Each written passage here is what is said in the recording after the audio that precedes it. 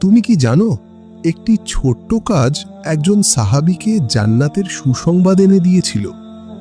একদিন রাসূলুল্লাহ সাল্লাল্লাহু আলাইহি ওয়াসাল্লাম জিজ্ঞেস করলেন, বিলাল রাদিয়াল্লাহু তাআলা আনহু, কোন আমলের কারণে তুমি আমার আগে জান্নাতে প্রবেশের শব্দ শোনালে?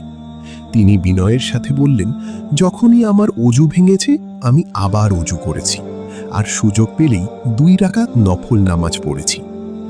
দেখো, তিনি বড় কোনো কীর্তির কথা বলেননি, বলেছেন একটি ছোট্ট কিন্তু নিয়মিত আমলের কথা। আল্লাহর কাছে ছোট্ট আমলও অনেক বড় হয়ে যায় যদি তা আন্তরিকতা আর ধারাবাহিকতার সাথে করা হয়।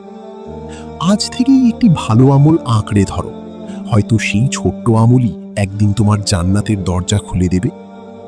প্রিয় বন্ধুরা, যদি আপনার কাছে কথাগুলো ভালো লেগে থাকে তাহলে ভিডিওটিতে একটি লাইক করে দিন, আর চ্যানেলটি সাবস্ক্রাইব করে রাখতে ভুলবেন না, কারণ আমরা সবাই মিলে একসাথে উম্মতের কল্যাণে এগিয়ে যাব ইনশাআল্লাহ।